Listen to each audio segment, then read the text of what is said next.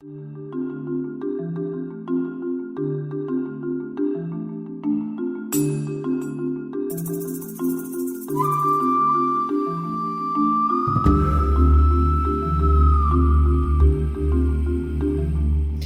cave of San Teodoro is a place full of charm in the northern part of Sicily, right next to the village of Acquedolci.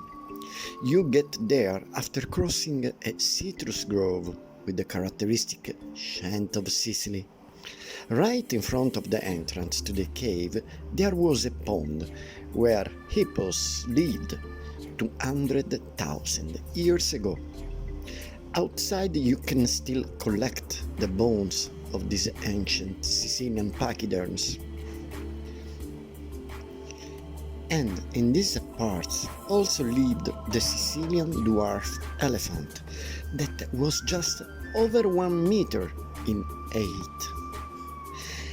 And there were also wolves, foxes, wild boars, small rodents, donkeys. And there were also the very fearsome hyenas, great predators.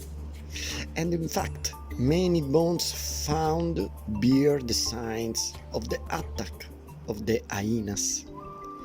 The cave was, of course, a favorite place for humans. It is truly huge.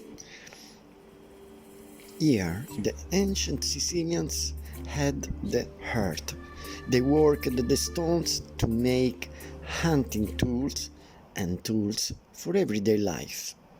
Let's imagine the Sicilian prehistoric people wake up in the morning, rinse themselves in the pond, and decide whether to go hunting for some animals or fishing in the nearby sea, full of fishes and shells. Several skeletons have been found in this cave, including that of Thea, which is now preserved in the Gemellaro Museum in Palermo. Thea was not exactly beautiful. She was about 30 when she died, and she was a meter and 65 centimeters tall. It is the oldest Sicilian found to date.